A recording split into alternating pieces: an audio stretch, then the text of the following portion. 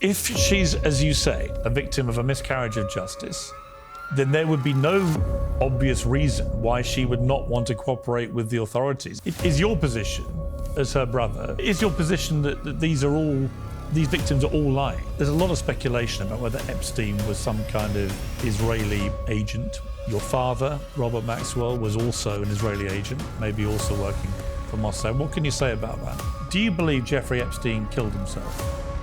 That interview was spectacular. What the hell is going on here, Piers? These are wild bombshells. Well, Ghislaine Maxwell is serving 20 years in a federal prison for recruiting, grooming and transporting young girls for Jeffrey Epstein to sexually abuse. Amid the outrage over the failure to release the Epstein files, many people have asked, if there is no client list, who did she traffic for and why is she in jail? Well, the answer is she trafficked for Jeffrey Epstein. That's what the court concluded. Evidence from his victims portrayed her as a smart, manipulative woman without whom his abuse would not have been possible.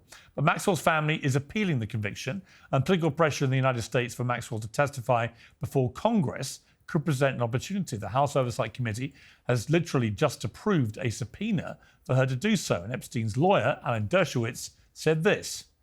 She is the Rosetta Stone. She knows everything. She arranged every single trip with everybody. She knows everything. And if she were just given use immunity, she could be compelled to testify. I'm told that she actually would be willing to testify, and there'd be no reason for her to withhold any information. So I don't see any negative in giving her the kind of use immunity that would compel her to testify.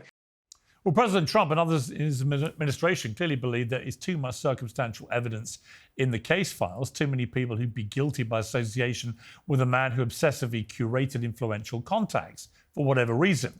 There's also vile pornography that can't really be posted on a government website. Senior Republicans, including Speaker Mike Johnson, think bringing Ghislaine Maxwell before Congress could be the solution. And this morning, Attorney General Pam Bondi revealed that she's asked her deputy Todd Blanche to meet Ghislaine Maxwell in the coming days. He'll ask her whether she will cooperate with prosecutors from the Department of Justice and potentially reveal the names of any powerful figures who may be guilty of crimes. But will she do it? And can we trust her if she does? Well, Ian Maxwell is Ghislaine's brother, and he joins me now in the Uncensored studio. Ian, welcome to Uncensored. You're her brother, Ghislaine. So let me start by asking you for your reaction to two bits of breaking news today. The first was that the Attorney General Pam Bondi has directed for her deputy to go and see Ghislaine in prison. What is your response to that, first of all? Well, you really have to ask yourself, why didn't the DOJ ask to speak to Ghislaine before they indicted her? Why is it only now? And the reason I say that is because in 2019, after Epstein died and up until Ghislaine's own arrest in 2020, she was, to the best of her knowledge and her lawyer's knowledge, not a target. She remained in the United States. They made her, Ghislaine, available for questions and kept on being said, she's not a target, she's not a target. Suddenly, bang, 60 officers come down on a house in New Hampshire where she was, huge show, this part of arrest and so forth, and then there is a disgraceful press conference organized by the DOJ's attorney in New York, and she is pointed at with a picture of Epstein, the subtext being, this woman is guilty. So we considered that all of that entire process was prosecutorial misconduct. And finally, they decided that they wanted to talk to her. So you think it should have been done years ago? Of course. The second development is that the House Oversight Committee, Congress, has voted to subpoena Ghislaine. Will she be willing, from your understanding, will she be willing to talk to both the Deputy Attorney General and to be deposed by the United States Congress? Well, this has happened quite literally, and I've only heard it, as you have at the same time, in the last 5 minutes about the Republicans deciding that they're going to subpoena her. At the moment, Ghislaine's lawyer, David Oscar Marcus, has indicated that he is talking to the government to set up this originally requested meeting with Todd Blanche. Once this is going on, you need to be aware that Ghislaine is involved in multiple live legal proceedings. She has a live petition in front of the Supreme Court. The government has chosen to oppose that. The same DOJ that is wanting to interview her is opposing her simultaneously. It's quite an unusual position, but that is what the position is. So she has to respond and has to rebut that opposition. That's one set of proceedings ongoing. Then she has to decide how to deal with this particular request that's come in from the DOJ. Now we know that there's a subpoena request coming into Congress, which has to be considered. And in addition to all of that, she has a live, not yet live legally, but in the process of being prepared, motion, which is known as a habeas corpus motion, to be brought in front of the district court back in New York, in which she's entitled to bring new evidence that was not available at her trial, showing government misconduct prior to the trial, in the trial, and post the trial, including, for example, the now, as far as we're concerned, confirmed perjury of one particular juror who perjured himself in front of the judge at the hearing brought at her request as to why he did not disclose his prior sexual abuse on the jury selection form. So all of this is to say that Ghislaine didn't have a fair trial. That's the bottom line. And in order to be able to deal with all of these things, while simultaneously being in prison, and a damn dangerous prison it is too. So it's very, very hard to see the sequencing of all of this. But if she's, as you say, a victim of a miscarriage of justice, then there would be no obvious reason why she would not want to cooperate with the authorities. I mean, particularly the chance to address Congress, for example, where the whole world would watch. And if she is as innocent as you say, then isn't that the perfect opportunity? I mean, why wouldn't she? I mean, if she doesn't do that and she doesn't cooperate with the Attorney General's office, people are going to assume guilt, aren't they? I don't think so. I think you have to you have to separate the agendas of everybody involved here. What is Ghislaine's agenda? She has been in jail over 5 years. She wants to get free. The reason she wants to be free is because the petition to the Supreme Court is one that says, I should never have been prosecuted because I was a beneficiary of the Jeffrey Epstein negotiated non-prosecution agreement. So her opening position is to say this should never have been brought. But that's not the same as saying you're innocent. Wait a minute. Well, the most important point is that if you should never have been prosecuted, you should never have been prosecuted. And I don't know what you have in mind when you say that. Well, I simply say that would be a legal argument that you would be immune from being prosecuted. That doesn't mean automatically you're an innocent person. It just means that you may have been part of what many people think in relation to Epstein was a ridiculous farce in which somebody who clearly was a very predatory paedophile ends up getting an incredibly lenient sentence, albeit he remains a convicted paedophile.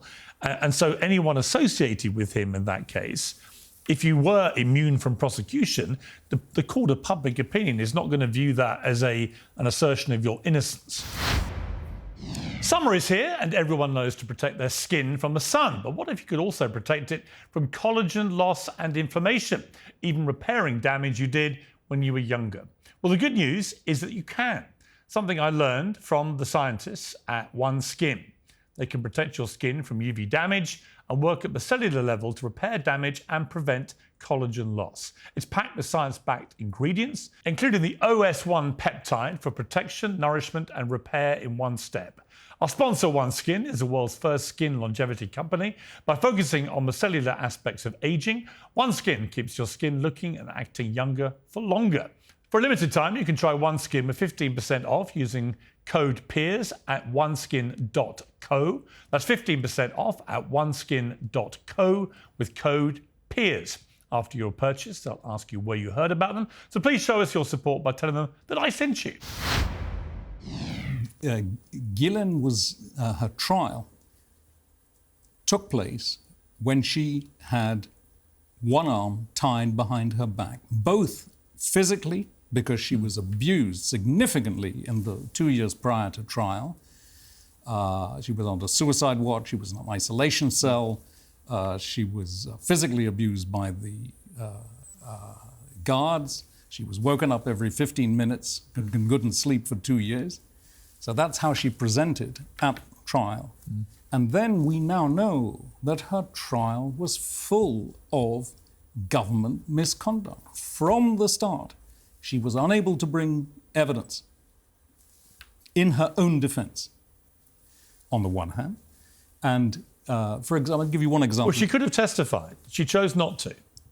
She was advised not to because her own defense was so, had been holed below the water by the prosecution. But after her conviction, she did appeal, and the appeals court rejected the appeal. So going to the Supreme Court is actually the next stage of the appeals process. But she's already had a court convict her, a jury. She's then had an appeals court of 3 judges uphold that conviction. Wow. I understand. Listen, I would do everything I could for my sister. Sure. Let me be clear, okay? So I admire your attempts to get your sister out of prison, just on a human level. I understand it. And it must have been a horrendous thing for you as her brother to watch all this go down. You know, we've got a clip. She gave an interview to Talk Television, actually. We've got a clip from that. They wake you up at 6. And you can go to breakfast, which consists of a cereal and a piece of fruit, generally. And then you have to make your bed, sort of military style. And it was quite a long interview, but I met her once at a book launch in New York. That she bore no relation physically to how she was then. I mean, just on a physical level, it's obvious what the impact of all this has had on her. But in relation to her innocence or otherwise, let's just get a few things on the table in terms of facts. From your understanding, when did she first meet Epstein? Because there is confusion about that. Some say it was an introduction by your father, Robert Maxwell, the publisher. Others say it was at a party or whatever. What's the truth? My father was not involved. Right. Start with that. She met him, I believe, sometime in 1991. And either just before or just after our father died. And then was with him up until, I would say, sometime like late 90s, right? When you could consider they were... In a relationship. An item, right. Correct. But this wasn't a relationship, a very standard relationship. They didn't live in the same home. He lived in his home, she lived in her home. She didn't have a key to his house. He didn't have a key to her house. So they lived, they were intimate, but he did not share with her in any way what he was doing at any given time of the day.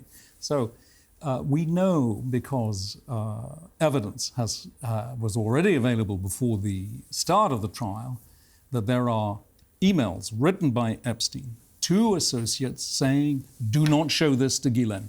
Wait until Ghislaine has gone. Do not tell Ghislaine. So this is a very strange kind of situation. So I think it's entirely correct that the view of Ghislaine and Epstein was wrong in terms of the way that they interact. But in her court case, there were a number of people, not just the victims, but also housekeepers at various properties belonging to Epstein, who painted a picture of Ghislaine being his Miss Fix-It. She was the one that ran things. She was the one that couriered people around. She was the one that knew what he liked, even down to sexual peccadillos and so on. That she was, almost acting like his madame, for want of a better phrase.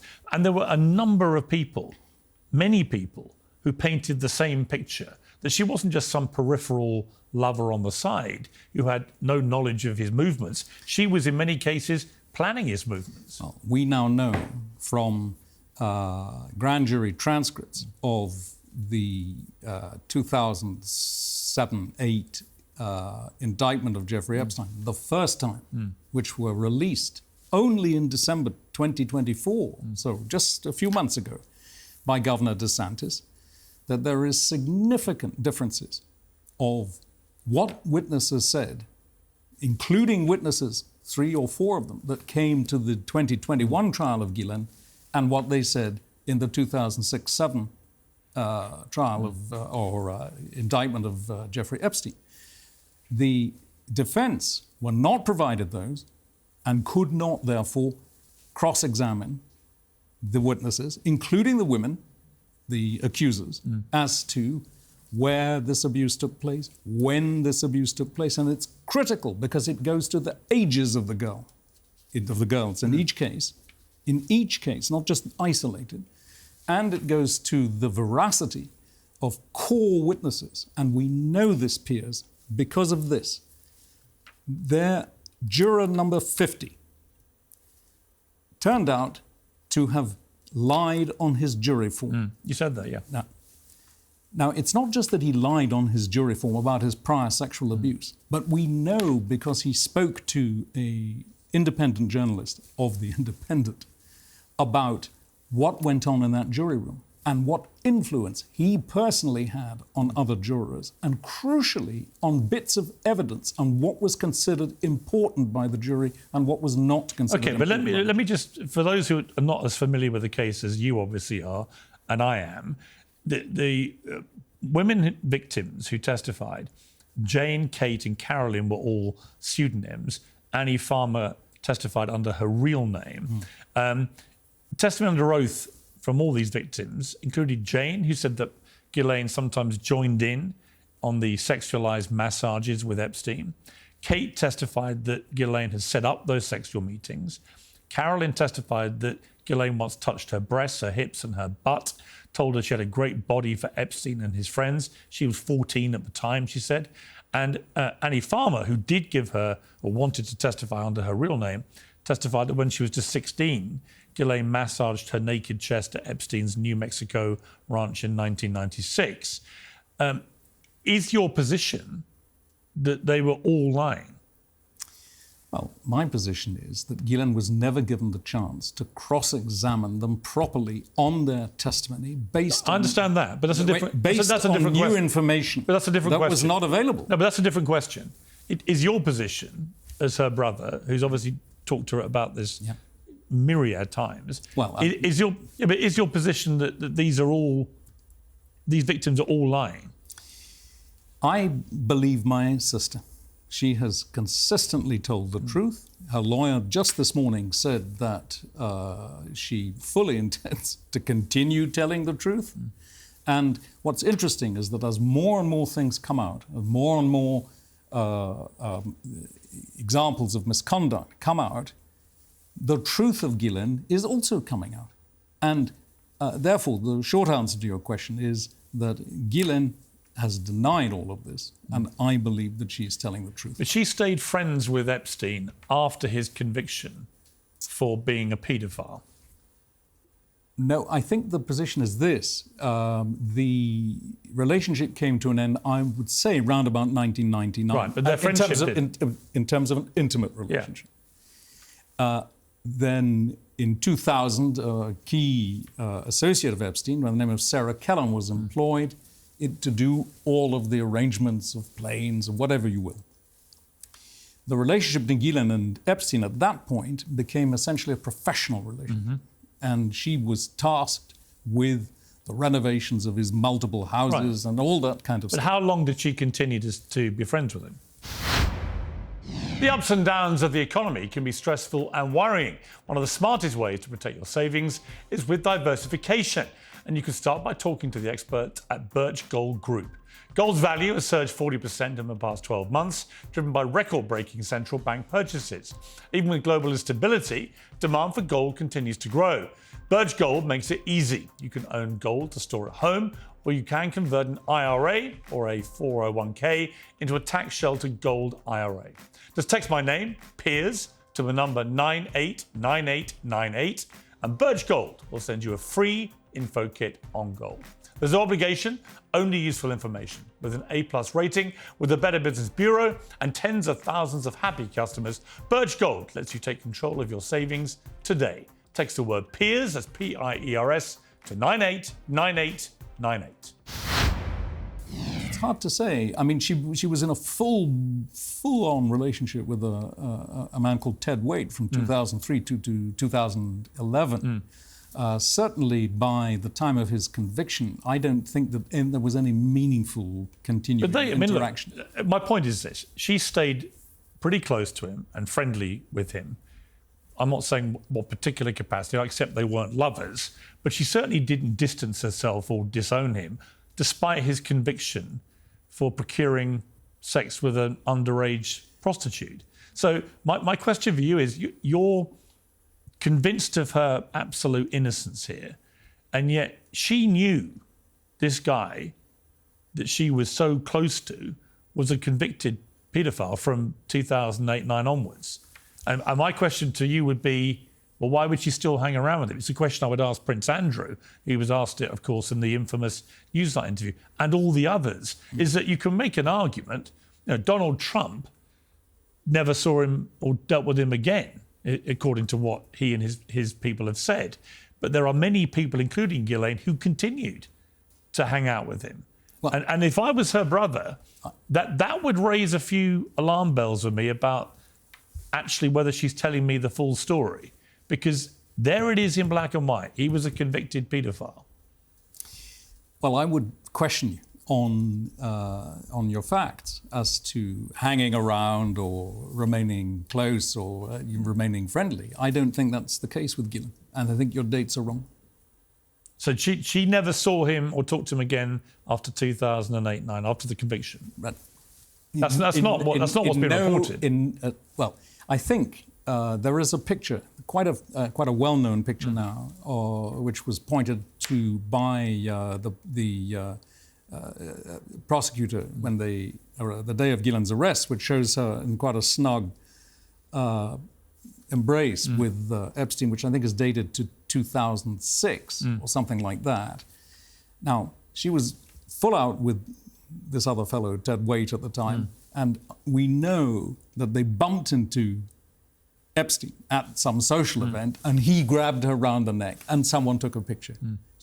So, I mean, I'm not saying that they never saw each other, but it's that type of context in which that took place. Do you know how much money Epstein paid her? How much money he paid her over the years? No. Because she was leading an extraordinarily affluent life, and no one was quite sure where all this money came from. And the presumption is it was her fees from Epstein. I don't think that's entirely right. I mean, she was a very talented girl. She was an NASD trader in her own right. She had various skills which she was able to turn into, including decorating houses and all the rest of it. So I don't accept that Epstein was her sole source of money, and nor do I believe that it's as vast as you paint it. Well, I didn't say sole, and I didn't put a figure on it, but the reports have suggested she got paid many millions of dollars over the time of their relationship, both personal and then strictly professional. Well, we would need to check this out. As I explained to you, she had a professional relationship with him, looking after his houses, decorating. Sure. It's entirely possible that the accounts into which some of the money went for these substantial decorations, including the plane and so forth, may have come close to her. I can't tell you that, but that's what I suspect. And I don't think these numbers are very real at all. So I don't buy it. In the trial, there was exhibit GX52. This was Ghislaine's supposed little black book. Most of the contents were redacted from court filings. In a November 12 filing, federal prosecutors contended the book contained compelling evidence of Ghislaine's guilt. In 2015, Gawker, the website at the time, published a redacted copy of its contents, including the names of world leaders, famous performers, business titans, and so on. What can you say about the little black book of all the details? Listen, there was an address book for sure. It had the names of people, famous people, people that work for them, friends, whatever. You have one, I have one. So let's not try and big it up for more than it is. I think it was a high-quality address book. I don't think it constitutes a list, let alone a list of alleged people to whom young minor girls were trafficked. So Ghislaine's position on this, for what it's worth, is, she doesn't ever believe that such a list existed. But do you believe that Epstein was a predatory paedophile? Because many people believe he may have abused thousands of girls, many of whom were underage. That is the working presumption about Epstein. Do you believe that? Well, do I believe it? I believe that he had some really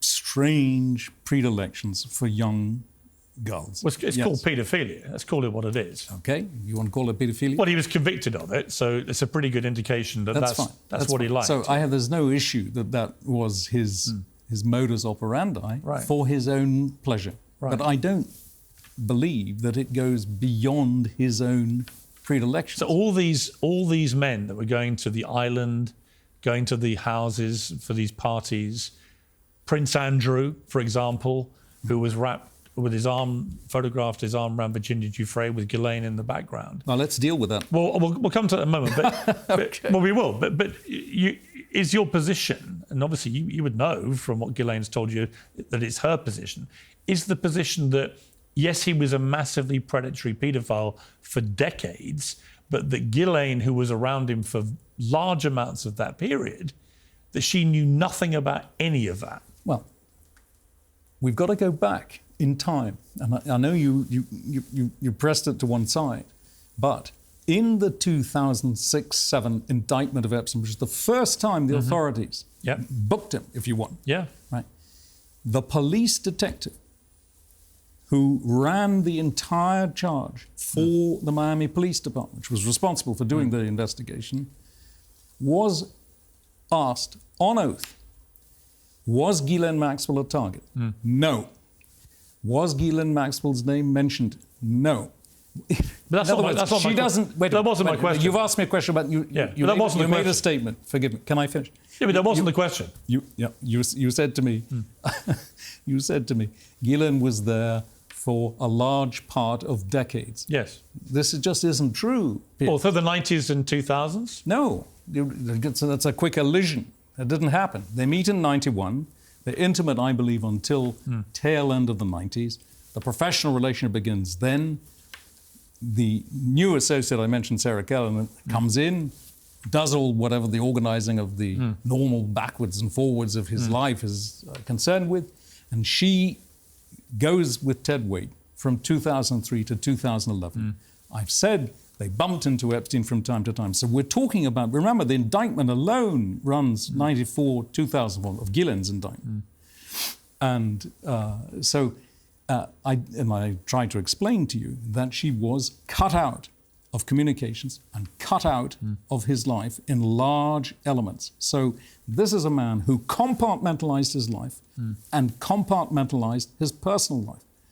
And it's important that Ghislaine, I can only assume, based on those emails of saying exclude her here, exclude her there, because she is a crucial conduit to important men, political men, bankers and so forth. That you can't mix those two. Do you accept that she may have pulled the wool over your eyes? What if you could delay your next 2 mortgage payments? That's right. Imagine putting those 2 payments in your pocket and finally getting a little breathing room. It's possible when you call American Financing today. Experts at American Financing can show you how to use your home's equity to pay off debt. Consultants are helping many homeowners to restructure their loans and consolidate dates, all with no upfront fees. Their customers are saving an average of $800 per month, which is like a $10,000 raise. It's fast, it's simple, and it could save your budget this summer. So call them today before it's too late. 866-721-3300. That's 866-721-3300. Or visit americanfinancing.net/peers. No, I believe myself. I've known her for 60 years. Yeah. Piers. But, I'm not going to suddenly say she started pulling the wool. I don't think so. I don't believe so. Not for a second. Not for a second. And interestingly, President Trump was asked the only time, I believe, in public, at the tail end of his presidency, so say, November, December 2021, about Ghislaine. And he said, I don't know much about it, but I wish her well. And I don't think that anyone else showed the slightest piece of humanity. Not anybody at that time. And yet he did. He didn't need to. He's the President of the United States, the most powerful man in the world. He could have just sloughed it off. He didn't. He made a positive statement. I'm very grateful to that. And I know Ghislaine was too. Do you think that she will testify to Congress if she's given immunity? Well, I've just told you that there are multiple... I understand that, but... Wait a minute. Is that what she would require? If you want the answer to the question, you let me explain it to you. Yeah. The immunity... You've got to be careful about things like immunity. In a situation where you've got live legal proceedings, we can't find that if Ghislaine says, OK, I'm going to start testifying, that she is somehow attacked ex post facto for procedural nonsense and she's accused of lying to Congress. And you cannot take this lightly. We've just heard about the possible subpoenaing, or the definitive subpoenaing, or it doesn't mean that if a subpoena is a command to come to Congress, right, and to testify. But it could be possible for Ghislaine not to testify. She may be advised in the midst of her legal proceedings that she should take the Fifth, which would be a pity, because she's never taken the Fifth, not once, not in any of the civil proceedings, not once. No, but she didn't testify in her criminal case. That's the right of every defendant. Sure, but she didn't testify, is my point. She did not testify because she believed... She's never actually testified under oath about any of this, right? She believed that the government had not made its case. It's not for Ghislaine to make the government's case. I understand, but she could have testified. She could have testified. Of course she could have testified. Let me ask you, Ian, do you believe Jeffrey Epstein killed himself? I have to say that was my original view. I think it's entirely plausible that could have happened. However, I think the jury must be out on the manner of his death. I think the investigation was shoddy. I think it was cursory. I think the guards involved were let off pretty lightly. I think the footage we've seen of the film is not terribly conclusive. There's a flex from a CPAP machine, which helps you breathe better. Why couldn't that have been used as a ligature? We don't know. And the pathologist that was brought in by the Epstein family did not consider that the injuries to Epstein's neck were conclusive of suicide, and he thought it was more likely that it was homicide. And so that's my take on it. Remember, prisons are damn dangerous places. There are murderers on the wing where he was. He is a convicted paedophile. So, nonsense, as we call them in Britain, gets short shrift in prison. You know it and I know it. Do you worry that if your sister agrees to testify, that her life will be in danger? I think Ghislaine's life is in danger today. She's in a prison.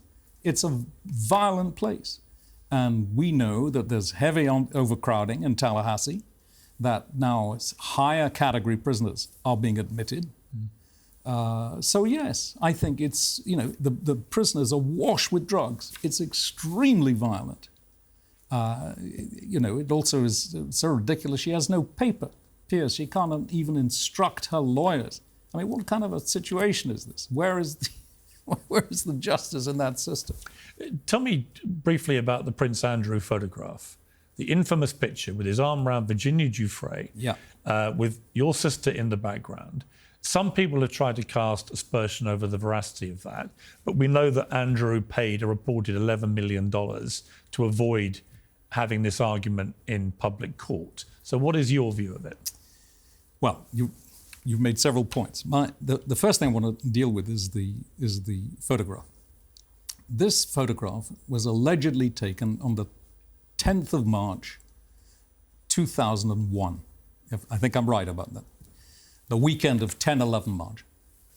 Now, Ghislaine had flown from the United States to England for one purpose that weekend. It was to attend my mother's 80th birthday celebration, which took place 50 miles away from London at my then sister-in-law's house, the house of my brother Kevin. We have footage of Ghislaine on that weekend. There, we have people who saw her there. Now, you cannot be in two places at the same time. That's my take on the picture. You draw the conclusion. Well, 30 miles is not that far to drive. You draw the... Well, is it? In the midst of a family gathering. So you're saying the picture was fake? I'm saying you can't be in two places at once. So is the picture fake, do you think? Well, what do you think? I don't understand. From that... Well, if the picture was fake... If your picture was... Listen, Ghislaine has herself considered that she has no memory of that picture ever being taken. She has no memory of the event taking place, and for what it's worth, nor did Prince Andrew, because he's on... So why did he give Virginia Giuffre $11 million to avoid... that's a good question. A court case he vowed to have. The real reason that he folded his tent was not that he didn't have a decent case or a decent crack at proving that Virginia Giuffre was a serial liar, which we know is the case, because Professor Dershowitz was accused also of having slept with her. But unlike Andrew, he stuck to his guns and she had to pull. Now, but she did. You have to remember. Well, hang on. You have to remember. Hang on 1 second. But Ian, on the question of whether Virginia Giuffre lied about Ghislaine, as you know, Virginia Giuffre sued Ghislaine for calling her a liar, and in the end, Ghislaine paid a reported millions of dollars as a settlement. Why would she have done that? Well, if Virginia Giuffre was lying. Let's just get back to finish your question on Andrew, because you've asked that question I haven't answered. You have to remember the context in which he filled it. It was his mother's 70th Jubilee year. She's at the end of her life. She's at the end of her reign. She wants to finish and go out on a bang. And this could not happen. I think he folded his tent either at her direct request or at the request of other members of the family that said, we can't have this.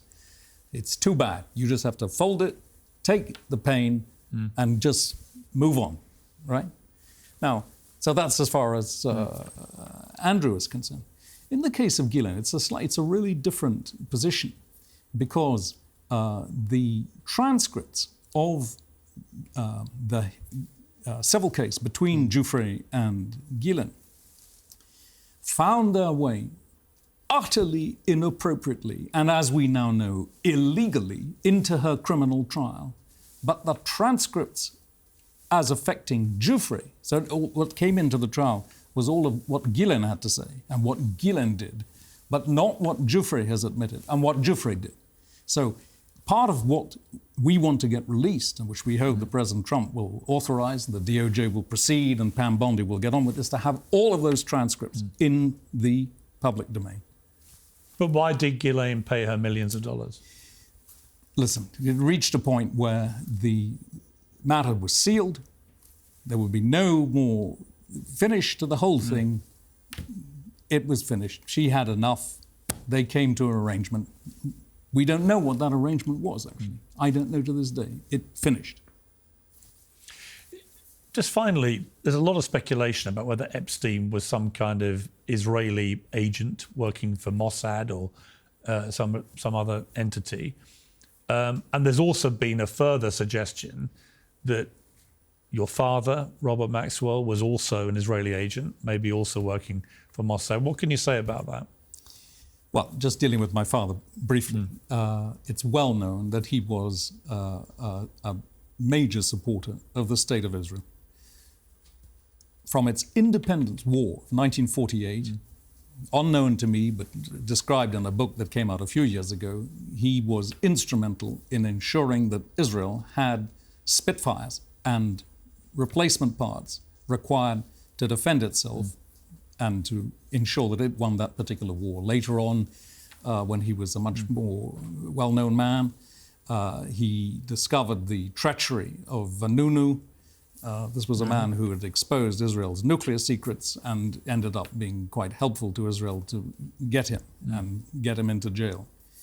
So that's as far as my father's concerned. I would dispute the idea that he was a member of Mossad or that he wasn't some kind of an agent of theirs. I think he was definitely a strong supporter of the State of Israel. Certainly he was on the Arab boycott and was proud of it, that list. Epstein, I have not a clue. We know that one of the former Israeli prime ministers, Barak, I think, just last week said that it was not the case. Quite the contrary. Why would he take such a man on to be an agent? So that's what Israel has to say about it. As for Ghislaine, I have not the slightest doubt that my father would never have involved her in any such matters. Not with the Mossad, not with the British Secret Service, nothing. So I dispute all of that. Your father fell off a boat, his boat, as everybody knows. How do you believe he died? I have always accepted that it was an accident, that he fell from that boat.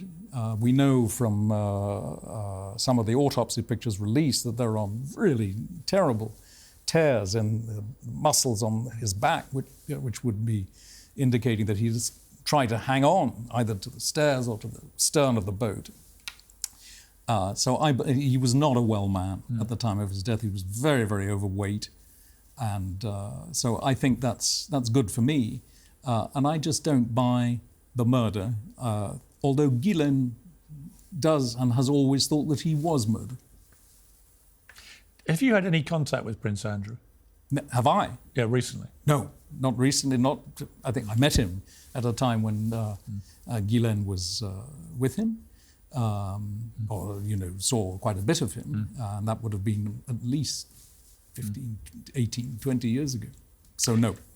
Ian Maxwell, thank you very much for your time. I appreciate it. Joining me now is the host of The Benny Show, Benny Johnson, PBD podcast Angry Patriot, Vinny Oshana, Mick Mulvaney, the former Chief of Staff to President Trump. Before I go to the panel, I'm going to speak briefly to Congresswoman Lauren Boebert, who's been waiting patiently. Thank you all for your time. It was a fascinating interview there with Ghislaine Maxwell's brother, so I just wanted to complete that first. Let me just ask you, Lauren Boebert, first, your reaction to the fact that the House in Congress now wants to depose, it seems, Ghislaine Maxwell. Yes, well, my colleague, Tim Birch from Tennessee, has language to bring her in before the Oversight Committee and have Ghislaine Maxwell testify. You just spoke in your previous segment about immunity. There have been rumors on the Hill that she wants a pardon before she would do that. That's not confirmed to me, but certainly rumors that have been spoken about. And so I don't know if she would come before Congress with an immunity deal, with a pardon deal. I don't think that this is somebody who should be pardoned, or maybe when we hear what we have to say, maybe she should. But I don't see anything wrong with having the star witness actually say what's happening. Now, President Trump, he has done so many things that unfortunately are being overshadowed by this. We are all about truth and transparency, and I do trust the president's timing that he will get this out. We've had votes in the Rules Committee on such language. There's a discharge petition that I'm a co-sponsor of. Congressman Thomas Massey has drafted this language with a Democrat to get Democrat support. Of course, they're all over this right now. It's the first hint of corruption that they've ever wanted to expose. I mean, I've been in Congress trying to expose Hunter Biden and the Biden crime family all of this time, even Joe Biden's cognitive decline. And there was like nothing to see here, folks. They looked like the penguins in Madagascar. You didn't see anything. And now all of a sudden they're about truth and transparency. But I do agree with Congressman Tim Burchett and even many parts of the discharge petition that I'm a co-sponsor of in getting truth out to the American people, mainly because I want President Trump to continue on his amazing successes and what he is doing for the country and not be distracted by this mess. I've had communications with the White House. I do trust that there is a timing for this. And right now, we honestly should be talking about the treasonous activity that we have seen with Barack Obama as he was going out of his administration and what our Secretary Gabbert has uncovered. That should be the main topic today, but instead we are focused on Epstein. You know, and I just want to say one more thing, Piers. For years, we wanted to talk about Epstein and no one would. Everyone called us crazy. They called us conspiracy theorists. And now all of a sudden, this is the hottest issue. And the Democrats who are saying that they have seen things that the Republicans didn't try hard enough to get information out. Where were they the past 2 years, the past 4 years, the past 6 years? Where were they in actually getting information out to the public then? So it's fine to have the conversation. It's even better to get information out to the American people. And your interview there was very, very fascinating. He certainly has more information on this topic than I ever would. So it was great to be here in the waiting room watching that interaction. Well, I appreciate your patience. I think in relation to the Epstein scandal and the Trump administration, it's simply that, you know, I had Alina Haber on this show several months ago in which she was absolutely ramping up to fever pitch what was likely to be in the Epstein files, and then suddenly, bang, everything gets shut down in a very mysterious and sudden way on a Friday night. And it's exactly the kind of behavior that, honestly, if this had been the Biden administration had done that, I think exactly the same furore would have been fired up, but by you guys. So I do understand why the whole thing blew up the way it did. But listen, Lauren Boebert, I appreciate you joining me. Thank you for your patience. I'm going to go to the rest of the panel. Benny Johnson, it's very interesting. I mean, I'd never met Ian Maxwell before. Obviously, he is her brother. You know, many people may watch it and think, well, he would say all that, wouldn't he?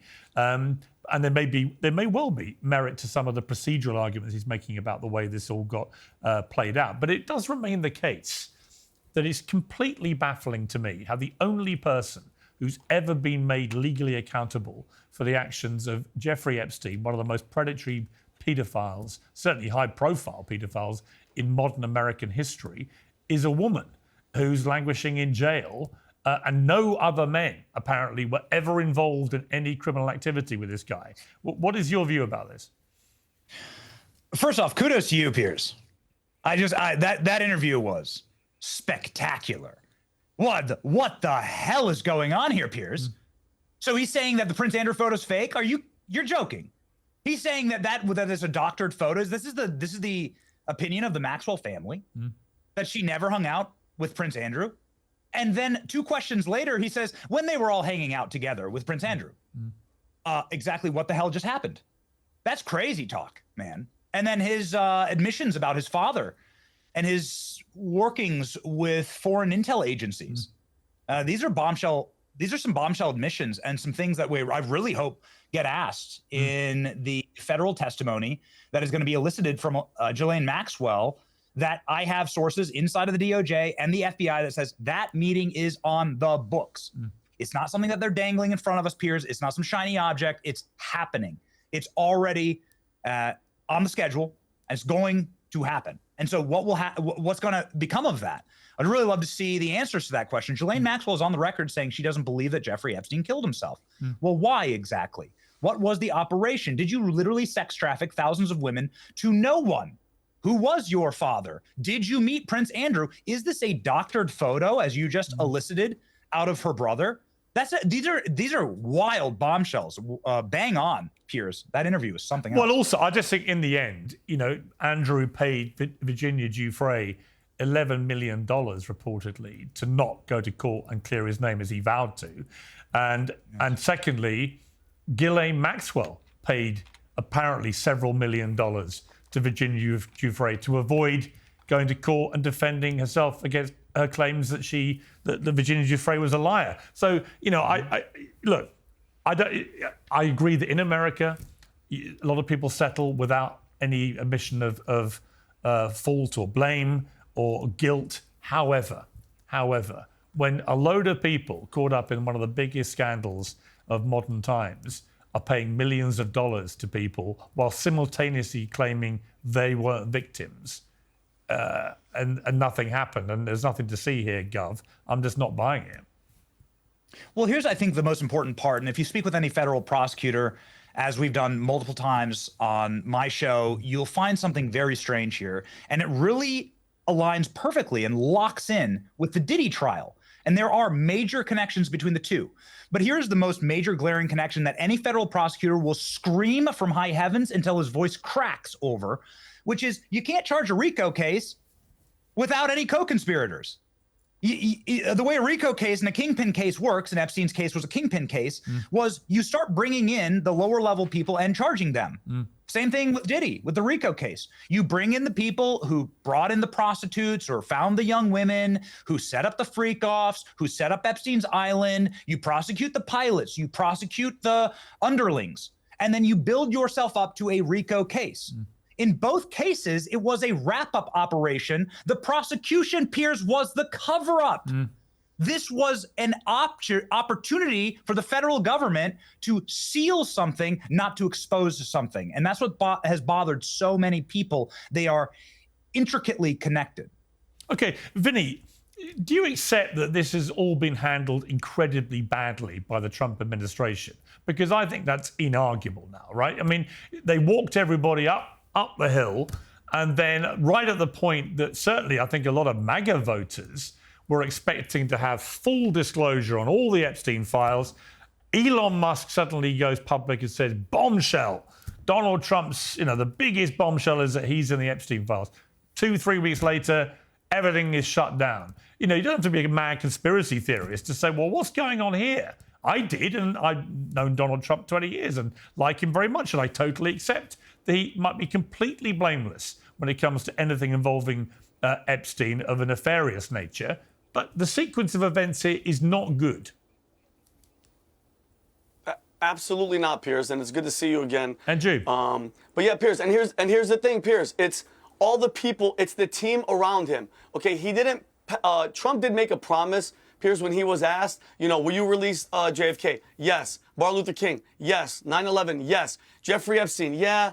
But with that one, we kind of got to be careful, okay? So it wasn't like he ran on it. It wasn't a campaign promise. But when your team, the Pam Bondis, the Cash Patels, and Dan Bongino, who I admire and I love a lot, are out there on the front lines making all these promises, Piers, you personally, if you had your team of producers and all these people around you, they're speaking on your behalf and they're making all these promises, wouldn't you be like, hey guys, shut the hell, what the hell are we doing? Well, so it's just shady from the Vinny, beginning. I think it's worse than that, because we all know how Donald Trump operates. They wouldn't have all been doing that off their own bat, right? They'd have all been doing it because they have been encouraged to do it. They were speaking on behalf of his administration. So something went down, and I don't know what it was, and maybe it was the Elon Musk thing. I don't know what it was. I mean, we've now got the Wall Street Journal obviously publishing what they claimed was a hand-drawn, bawdy letter bearing Donald Trump's name to Jeffrey Epstein at Ghislaine Maxwell's request for his 50th birthday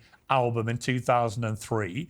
A pair of small arcs donate women's breasts. The future president's signature is a squiggly Donald below her waist mimicking pubic hair. Now, Trump has responded by saying it absolutely wasn't anything that he did. He's now suing the Wall Street Journal. He's suing Rupert Murdoch for billions of dollars. And we'll have to see how that all plays out. But it was no doubt that they were very good friends for a period of time. It's also no doubt that, to his credit, Trump dropped him when he became knowledge that he was a convicted pedophile, which a lot of other people didn't. including, I don't believe, Ghislaine Maxwell. So I do think there's like life before the conviction and life after the conviction for public figures. If you carried on like Prince Andrew, hanging around a guy who's been convicted of soliciting an underage girl for sex, then I think, I'm afraid, you are then guilty by association, right? You can try and pretend you're not, but you are. Piers, I have a quick question for you. Yeah. You've known Donald Trump for 20 years, admittedly, yes? Okay. You've hung out with him in private. You've hung out with him in public. Yes. Okay. Have you ever known him to be a limp-wristed thespian, like a vaudevillian poet that would write enigmatic, mysterious poems to Jeffrey Epstein and then wear some type of French hat and draw beautiful outlines of women scantily clad? Like, does it sound like Donald Trump to you? I can say two things about that. I'll say three things about that. One, he's never done that to me, okay, in either written or verbal form. Secondly, evidence has come out that he's been quite a doodler in his time. So I don't think he's never non-doodled. And thirdly, as you probably know, Ben, I mean, I've got probably 150 handwritten scrawls from Trump over things he's read about me, emails I've sent him. That's his way he corresponds. He doesn't use email himself. He'll send you back a printout of your email and he'll scrawl with his Sharpie whatever he wants to scrawl. So he's a scrawler and apparently a doodler, but I have never known him write in the way that you're talking about. So it's going to be a really interesting case here. Listen, the Wall Street Journal wouldn't have published that if they weren't convinced it was genuine. But Trump has been emphatic in his Shouldn't denial. Be calling for them? Well, no, listen, I don't know. Apparently, they don't even have the documents. Shouldn't we be calling for them to release every letter? Right, listen. Wouldn't that be fair to release? What was Bill Clinton writing Jeffrey Epstein at that time? Benny, I don't know the answer to the questions you're asking, and it'll be interesting if this actually goes to any actual trial about it. And Piers, if you don't mind, Piers, and Benny, the biggest problem is that Truth Social post where Trump goes, hey, listen, if you're still talking about it, why are you talking about it? Then I don't need your support. And it's like, what are you talking about? People like me who've been there since 2016 in Los Angeles, I had to move. I was doing stand-up comedy and acting. You know how much crap I had to go through? Punched in the head because I had a red hat, wasn't even a Trump hat. All the jobs that I missed, all my career suffered from it. Pat, we're ride or die, and I think that's where people were pissed off. Is don't just discard us, okay, and just tell us the absolute truth. You know, we just want the truth. Tell us the truth. Tell us what the hell is going on. You know what I mean? Like it's Vinny, BS. I hear you. Vinny, I hear you Right. because I do think a lot of MAGA voters feel exactly the same way. But I think they were deliberately led up a pathway here on the Epstein files that A, it was a really big deal, and that B, there was a lot that the public weren't being told that was available to the authorities, and that the moment the Trump gang got back into power, that this would all be revealed. And then after Donald Trump won, the team carried on revving everybody up. Let me come to you, Mick Mulvaney, if I may. We're going to fix Vinny's earpiece, I think. Mick Mulvaney, as we're talking, the House Speaker, Mike Johnson, has just sent the House into recess early, shutting down until September to block a vote calling for the release of the Epstein files. He says it's because the Democrats are playing political games. All other votes have been cancelled in order to prevent the vote on Epstein. So the idea of this isn't having real-world significant consequences is obviously for the birds. When the House is shutting down and other votes are being cancelled because they can't take a risk of a vote on Epstein, then it's a big deal. And I think it's a big deal because of all the activity on the Trump side before and after the election about these files. What's your view? I think that's fair. I've never seen this happen before. I've been in Washington for 15 years. I was in Congress for 6, I was in the White House for 4. I don't remember ever seeing Congress just shutting down this early in July and leaving until September. Keep in mind, and I know that's not what this segment is about, but there's a lot of other things that Congress needs to be doing. The federal government runs out of money the end of September, so they're staring at a federal shutdown. If they don't pull something off when they get back. This is a big, big deal. And I think it comes back to the point you guys have raised. They don't know how to handle it. Everybody's confused because Trump did make a big deal about this for a long time. I thought rightly so. and then just to sort of turn on a dime and say there's nothing to see here has a bunch of people scratching their heads. One of the most interesting things I've learned in this interview, there's a bunch of fascinating stuff. When you had Lauren Boebert on there, I don't think you'll find anybody more pro-Trump than Lauren Boebert in the United States House of Representatives. She has signed a discharge petition. That means very little to folks out in the real world. That's the most treasonous thing you can do against your leadership in the United States House.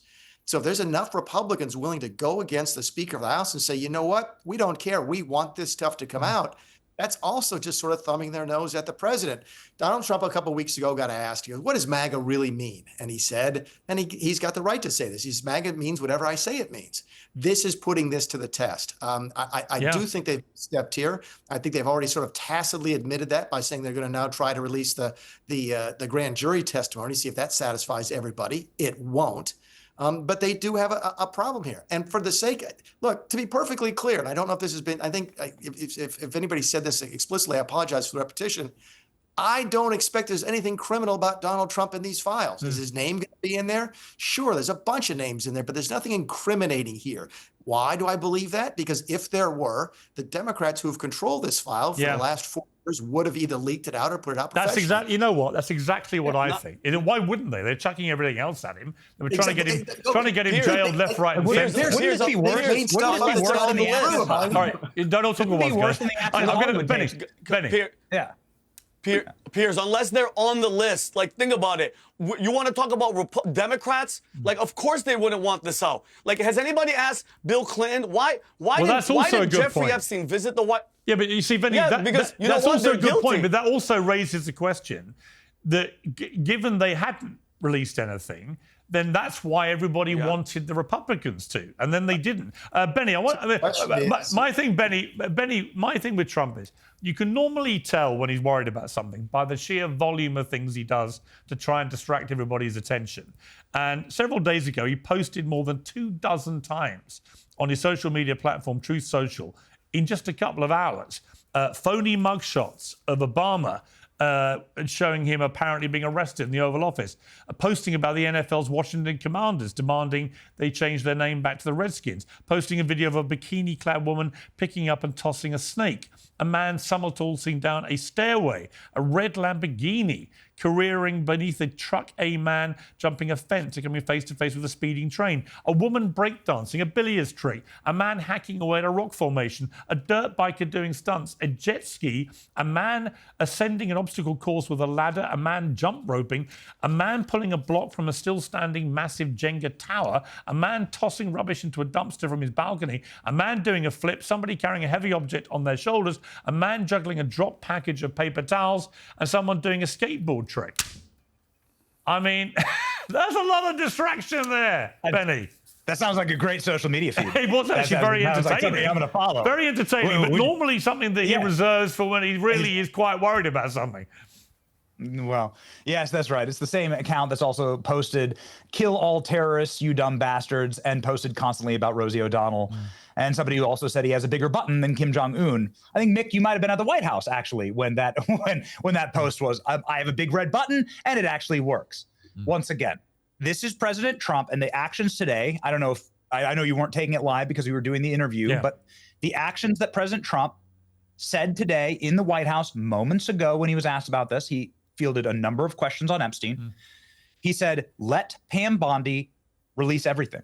Let the FBI release everything. Let them interview Ghislaine Maxwell. I'm confounded as to why Ghislaine Maxwell has never once gotten an opportunity to explain herself. Not in her trial. She never spoke. Not to the press. The one time that she did an interview from prison, she said Jeffrey Epstein did not kill himself, and I think they got to him. Well, who's they exactly? That's what shrouds the mystery here. And the move by the DOJ, I think we need to take a moment, step back and say, wait a second, this is the first time that the DOJ has ever reached out to Ghislaine Maxwell in the history of us trying to understand what the Epstein op actually is. And this goes back 20 years. If you really want to get down to the true cover-up, and this is what makes my blood boil, that people inside of the current Trump administration are walking around with a dark cloud over them for a cover-up that happened 20 years ago when President Trump was a TV host. This was happening in 2005, 2006, 2007, and 2008. With Robert Mueller at the FBI, with Alberto Gonzales as our Attorney General, and George W. Bush as our president. This is when Epstein actually properly caught his sweetheart deal. So sweet it'd give you diabetes type 2, Piers. Yeah, no, I know. He was able to walk in and out of prison. Outrageous. He was dead to rights. Jeffrey Epstein should not be on the tip of anyone's tongue today. He should be rotting in a prison cell for life. Now, something dark happened then, 20 years ago nearly, and it had nothing to do with President Trump. No one on President Trump's team was in power. And I know clips from my show, Kash Patel, have gone viral. Clips from your show, Alina Habba, has gone viral. But none of these people were in power. None of them should have to answer for the cover-up that happened 20 years ago. And that should truly be the nexus of our questions. What happened then when Jeffrey Epstein was caught underage trafficking over 50 women in 2025? What happened was he started giving up sources to the FBI. Robert Mueller gave him immunity in 2005, correction. 2005, Robert Mueller was the head of the FBI. You know who was also at the FBI as a deputy? James Comey at that time, Piers. And so then through the course of the prosecution in Florida, the federal charges are dropped. Alex Acosta gets told he belongs to Intel and to not look into it. Jeffrey Epstein gets the sweetest of sweetheart deals, and Ghislaine Maxwell is arguing that I have immunity because the federal government told me I have immunity forever, which is something, of course, the federal government never does. So that's insane. But Benny, let me ask you this. All right, but Benny, looking at those questions. Listen, I think you make a lot of very good points. I totally agree with you. But on this point about House Speaker Mike Johnson shutting the House down to avoid a vote on Epstein, how does that do anything but just ramp everything up tenfold? Totally agree with you. You know, we went thermonuclear viral, made international news last week by asking Mike Johnson live on our stream inside of the United States Capitol about this issue. And he said he's totally in favor of full disclosure. But what he said today was that he wants, I agree. I contend that there are countervailing opinions here. And but Mike Johnson told me in a 2-minute, what I thought very thorough answer, that he wants full disclosure here and that he'd be okay with Ghislaine Maxwell testifying before Congress. Now, what he said today was that he wants to give the White House time to maneuver this or to work on this. I'm not sure his exact language. So maybe Mick, who's been a member of Congress, can commentate on what that actually means. But that's what he told us last week. Well, I'll come to Mick in a moment. Vinny, what do you feel about that? I mean, I just think that's such a bad move to shut the House down and to block other votes happening simply so you can stop a vote on the Epstein scandal. Just seems to me a ridiculously inflammatory act, which is only going to pour fuel onto all the conspiracy flames. I agree 100%. It's like Piers, how many more games do we have to play? And at the end of the day, the root of all this, and I know Benny could attest, Benny has a family, you guys have kids.